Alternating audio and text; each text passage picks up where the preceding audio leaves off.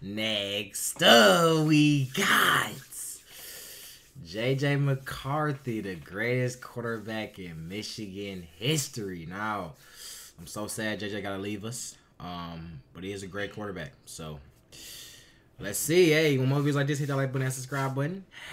Let's just hop into it. Its fair share of NFL quarterbacks, none as well known as 7-time Super Bowl champion Tom Brady. Chad Henne also won 2 Super Bowls himself as the backup to Patrick Mahomes, and Brian Griese won a ring backing up John Elway. Todd Collins had a long pro career, as did Jim Harbaugh, who recruited and developed the next great Michigan quarterback, J.J. McCarthy. McCarthy led the Wolverines to their first consensus national championship since 1948 and finished his collegiate career 27-1 as a starter. Damn. There is, without a doubt, an argument that he is the greatest quarterback in Michigan history, and maybe the most interesting too. He meditates before each game to clear his mind, brushes his teeth with his left hand because it makes you have alpha brainwaves, and tells himself, "I love you, man," while visualizing himself.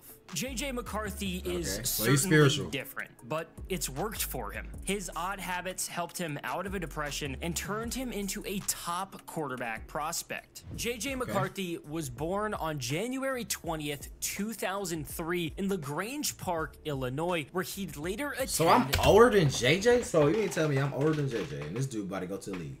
I mean, it's only about 1 year, but still, though, that's crazy to think about, bro. Literally 1 year, and this dude is in the league. You know what I'm saying? I think the lowest contract in the NFL, I think you at least get like an M, at least. At least an M, at least. Shout out to JJ, bro. Shout out to JJ. Okay. Nazareth Academy High School. In 8th grade, he had already received a scholarship offer from Iowa State. At Nazareth, McCarthy reached the Class 7A state title game in all 3 seasons he was there. Starting as a sophomore, Nazareth went 13-1 and won the state title behind 3,448 yards and 39 touchdowns from McCarthy. He followed it up with 2,820 yards and 34 touchdowns as a junior. When McCarthy was a senior, Nazareth had their football season canceled because of the COVID-19 pandemic.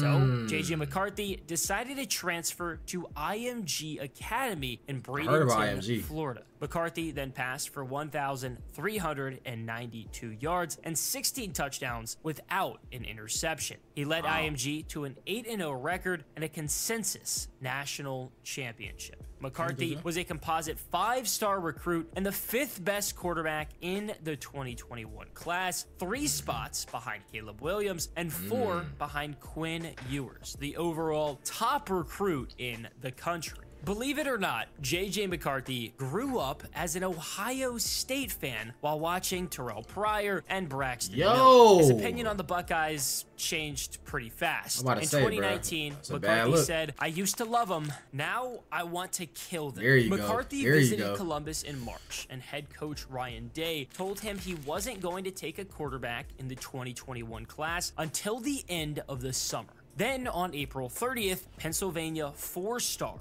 Kyle McCord committed to Ohio State. McCarthy said he got that it's a business, but it sucked being lied to. And that's where the rivalry started for him. Who knows if Ryan Day Ohio State they just some sneaky ass niggas, bro. That's why we don't fuck with them now, bro. They just some deceiving ass, sneaky ass niggas.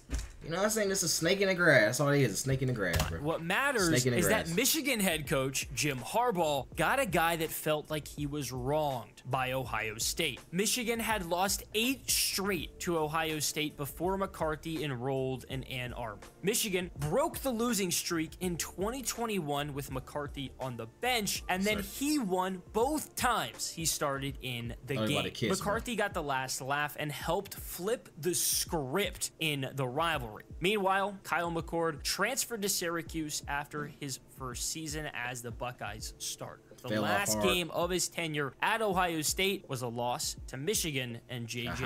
McCarthy. There are some noticeable similarities between J.J. McCarthy and the great Also, too, shout out to this Tom dude. Shout out to J&D. We might start reacting to him more. I like this video. Brady. And like Brady did, McCarthy had to wait his turn at Michigan. J.J. McCarthy spent his entire true freshman year as the backup to Cade McNamara. McNamara himself had to wait his turn, backing up Shea Patterson in 2019 and Joe Milton in 2020 before he started the Wolverines' last of 6 games. McNamara then started in all 14 games for Michigan in 2021, going 12-2 and losing in the college football playoff semifinal to Georgia. McNamara threw only 4 interceptions all season before throwing 2 against Georgia, causing him to get benched for J.J. McCarthy. McCarthy appeared in 11 games all season, throwing for 516 yards, 5 touchdowns, and 2 interceptions. J.J. McCarthy and Cade McNamara had to compete against each other for the Michigan starting job in 2022. It was so close, Jim Harbaugh had to continue it for the first 2 games of the season, with each of them starting a game. McNamara started in week 1 against Colorado State and never started again at Michigan. The next week, McCarthy threw for 229 yards and 3 touchdowns versus Hawaii. And I ain't gonna lie though, I'm not even mad about having 2 good quarterbacks though. Let's be honest. You know what I'm saying? I mean, it's honestly kind of unheard of to have 2 great quarterbacks and they both sweet. But at the same time, like, if one go down, you got another one. You know what I'm saying? Now you can set up different type of plays and shit like that. You know what I'm saying? So I'm not really that mad about having it, but at the same time, let the best one, you know what I'm saying? Let the best one for sure, bro. Please. Please. In my internet, please, please, please, please, please, please. Let's just start real quick, bro. Let me refresh. Week, McCarthy threw for 229 yards and 3 touchdowns versus Hawaii and started the rest of the year. Yeah, I'm a Michigan fan. Transferred to I don't like Iowa Michigan State. following the regular season. In week 3, McCarthy passed for 214 yards against UConn to close out non-conference play 3-0.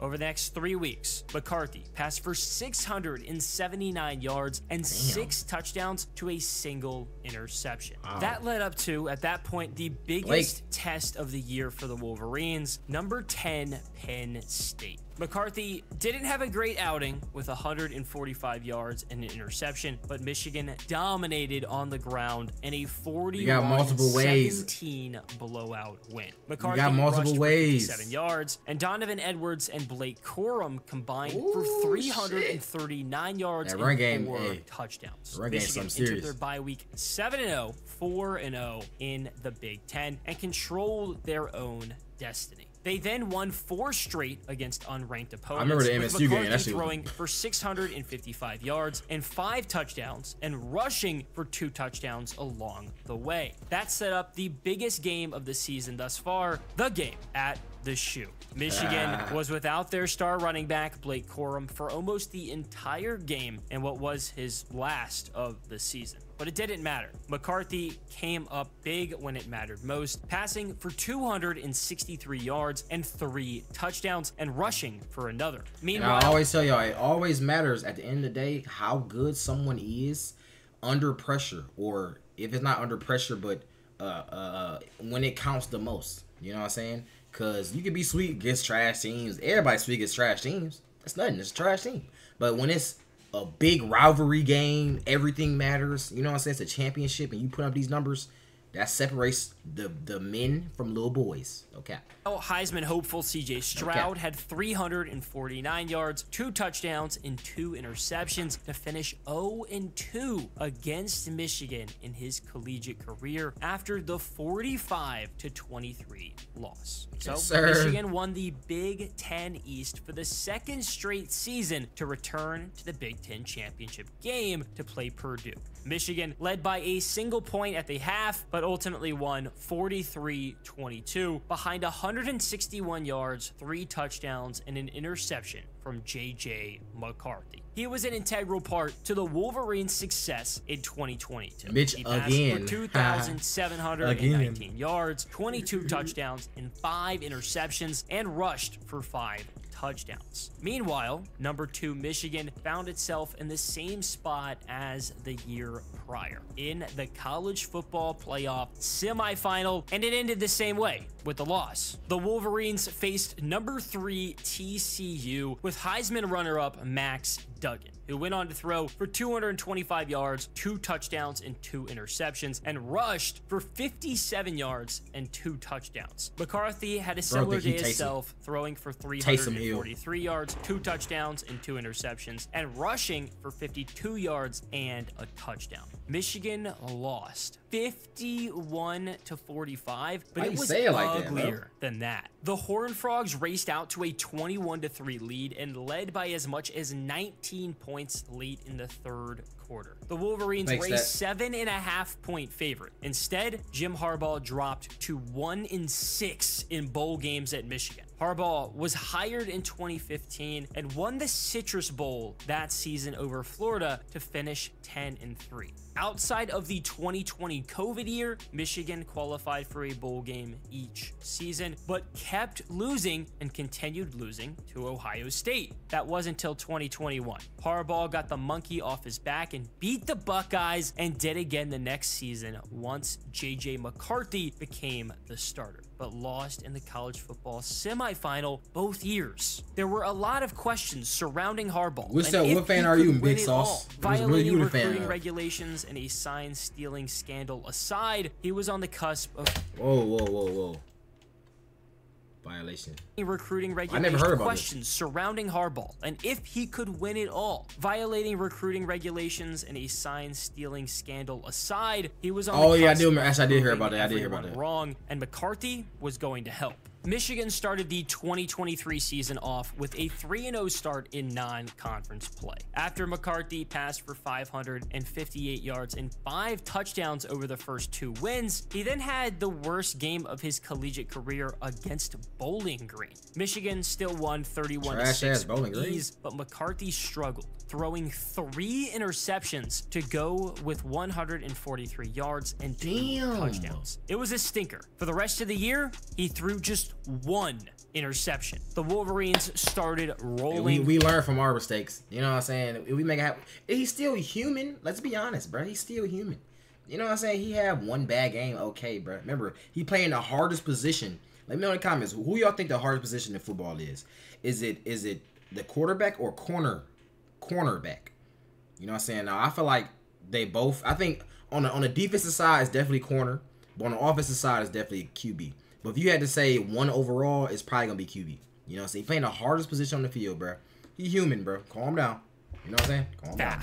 Michigan's closest game through their first 6 Big Ten games was a 31-7 win over Rutgers. And that was the only game over the stretch where they didn't score over 40 points. McCarthy went for 1,433 yards and 11 touchdowns, plus 3 touchdowns on the ground. Number 2 Michigan was 9-0, but had to take a visit to Happy Valley to face number 10 Penn State, and it would have to come without Jim Harbaugh, who was suspended for 3 games by the Big Ten. Blake Corum broke out the Michigan versus everybody merch. I was just looking at that shirt too. Got a needed 24-15 win, but McCarthy didn't throw much. Georgia? Michigan ran the ball 32 straight times, and J.J. McCarthy threw the ball just 8 times all game for 60 yards, but also rushed for 34 yards. It wasn't pretty, but Michigan controlled the game and earned a hard-fought win, and they'd have to escape the next week at Maryland. McCarthy had 141 yards and an interception in another underwhelming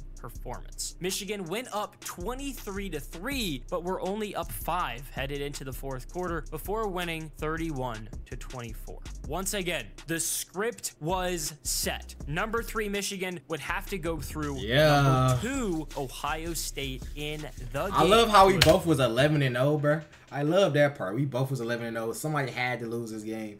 advanced to the Big Ten or fuck up their record, I should but say. This time, it was back at the Big House. It was, by every measure, a dogfight between two of the best defenses in the country. J.J. McCarthy had a fair outing with 148 yards and a touchdown that put the Wolverines up 14-3 early in the second I couldn't even quarter, post this video, but the Buckeyes kept fighting. Ohio State got the ball back with 1 minute remaining and 81 yards to go without timeouts before Kyle McCord threw a was pick. picked off by Rod Moore, securing a Michigan win and another Big Ten championship game appearance. Throw the Buffies out. Had little problem with Iowa and their non-existent offense in the title game and won 26-0. Shout out to Haracha with the 45 bits. Thank you so much, Haracha. W Haracha. McCarthy had 147 yards passing. After number 8 Alabama upset number 1 Georgia in the SEC championship game, it was clear that Michigan was going to be number 1 in the college football playoff, but that came with the tall task of having to face the Crimson Tide themselves. Looking back, that game really felt like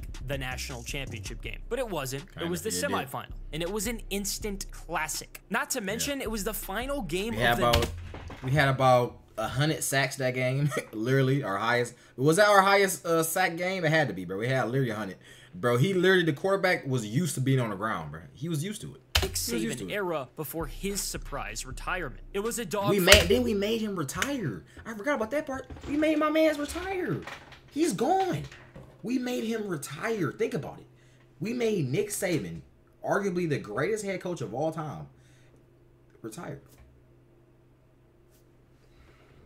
Final game of the Nick Saban era before his surprise retirement. It was a dogfight the whole way. Michigan took a 3-point lead into the half ahead of a scoreless third quarter. In the fourth, Bama scored 10 unanswered to go up 7. Michigan had to respond and did just that. McCarthy led a 75-yard drive and capped it off with his 3rd touchdown pass of the game, a 4-yard touchdown strike to Roman Wilson to tie the game with 1:34 remaining. That ultimately forced overtime, where it took 2 plays for Blake Corum to find the back of the end zone. Bro, I love seeing this play, bro. This play right here, bro. I was saying it in the video too. Like, bro, this is all the running backs. So since I'm a running back, you know what I'm saying? I can see these plays and I see how satisfying it really is, bro. Getting the ball. What was it? What type of play was it? Was it just an inside zone? 34. Or was it like a motion? That ultimately. Oh yeah, it was a motion. Pull the guard. Great blocks by everybody. Follow your guard. Get the great block. Easy. Then a cut to the left. Oh, good block by number 6. No, he don't go down. It's not hard to tackle him. It's not easy to tackle him, buddy. It's not easy to tackle him. Plays for Blake Corum to find the back of the end zone. It then took 2 plays for Alabama to get into a goal-to-go situation, but the Michigan defense made a stand. The last time Michigan had won a national championship, the Bowl Alliance was in place, and the Wolverines weren't even a consensus champion. They were ranked first in the final AP poll, but second in the final coaches poll behind Nebraska. Years after the Bowl Alliance and even the BCS system, Michigan had a chance to prove they were without a doubt the best team in the country, and they did just that, beating number 2 Washington 34-13. McCarthy threw for 140 yards, and Blake Corum stole the show with 134 yards and 2 touchdowns. Michael Penix and his stud wide receivers just couldn't get going against a really good Michigan defense. Michigan did it. Jim Harbaugh did it. J.J. McCarthy did it. The doubters had been silenced, but it was time to move on. Harbaugh took the Chargers head coach job, and offensive coordinator Sharon Moore took over. Now, let me know, Michigan fans. I don't know how good we are going to be next year. I'm kind of low-key scared to see, but I still got faith. I still got faith in this. You know what I'm saying? We missed JJ gone. I don't even know. Blake gone. JJ gone. The head coach is gone. Oh my God. Oh my God. Oh my God. Oh my God. Meanwhile, McCarthy decided to declare for the 2024 NFL Draft after his junior year, where he passed for 2,991 yards. Yeah, that's what I'm saying. Touchdowns. That's what I'm thinking. I'm like, how the fuck is he in the NFL? Yeah, so you can apply to go to the NFL. You don't have to finish college.